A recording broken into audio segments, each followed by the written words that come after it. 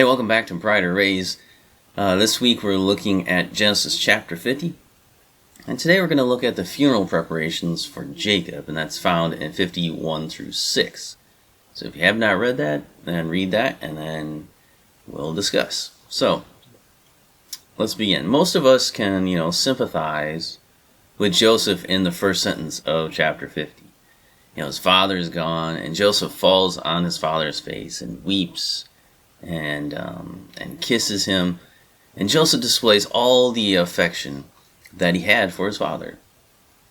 Though the deceased do not know the tears and the lamenting of those who leave behind, it's good and right to honor those who have meant so much to us and have impacted our lives. The dead don't know what we do in their honor, but it's right for us to do so.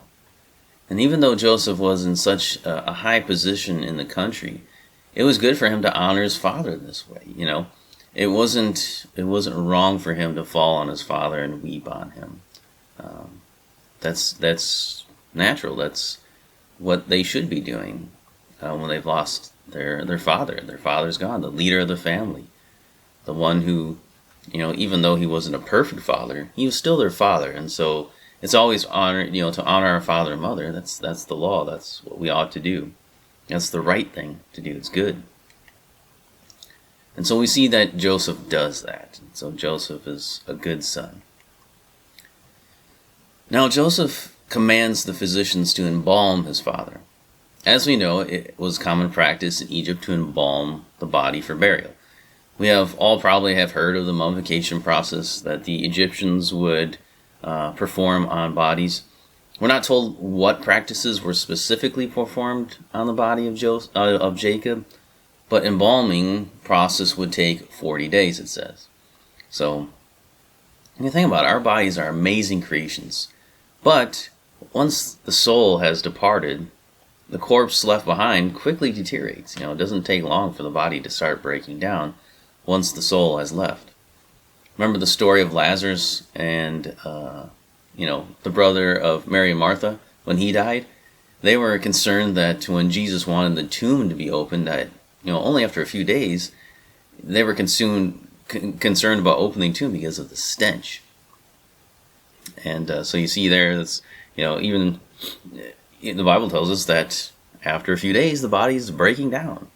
And it's not going to be pleasant to be around. So, it would take more than just a few days to get his body back to Machpelah, and so they embalmed his body to preserve it. Well, since Jacob was to be buried in Canaan, something would have to be done to preserve the body. You can't just carry a body, especially if you're going through some arid places where it's pretty dry. That body's going to start stinking pretty bad, and it'd be disgraceful to carry a body in that way. It'd be dishonoring. And that's been the thought process for most cultures, most societies throughout history. You don't do that. Now there's some that do disgrace bodies like that, but the Egyptians didn't. They preserved the body. So that's what they did for Jacob. Now, for 70 days, the Egyptians wept for Jacob. The 70 days is usually thought to have included the 40 days of preparation of the body. And so you would have 70 days after the death of Jacob that the nation spent time in mourning. It's probably done out of respect for Joseph, not only because of his position in the government, but also in gratitude for their lives. He saved their lives. That's what they really believe that. And he rescued them from the famine. So it's right for us to weep with those who weep. That's a good thing to do. And so the Egyptians join in this national mourning because Jacob was only there for 17 years, and he was living really separate from the other Egyptians. So you have this in the past too, where you'd have parents of those who were high in the government. The nation comes together and mourns for their parents, along with the government official, especially if it's a good one. A good government official engenders the loyalty and affection of the people. And so you have records of that in history.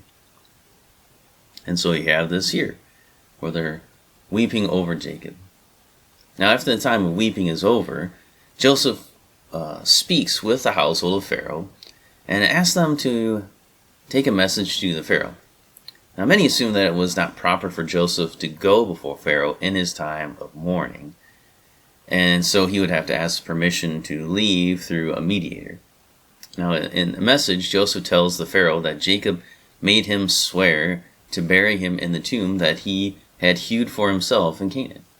Joseph's reason for leaving is to fulfill an oath to his father. That's why he wants to do it. He's made an oath. He's made a promise.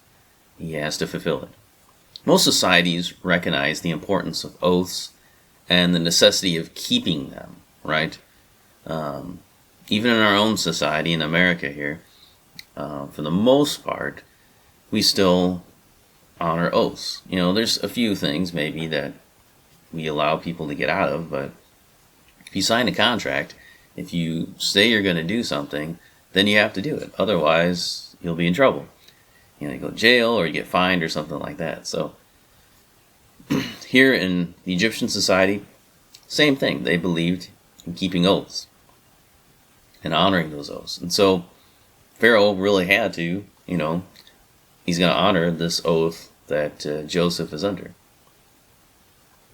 And really, I think this is something that God implanted in the conscience of humanity. We know if we make a promise, we should keep it, for most people.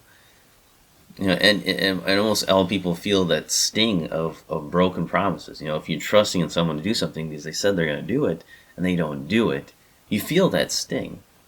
And so that's something that God has put in the conscience of all people. And so we just see that playing out in Pharaoh too, that he's going to help Joseph keep that oath. So he recognizes it, and so he says, "Go up, bury your father as he made you swear."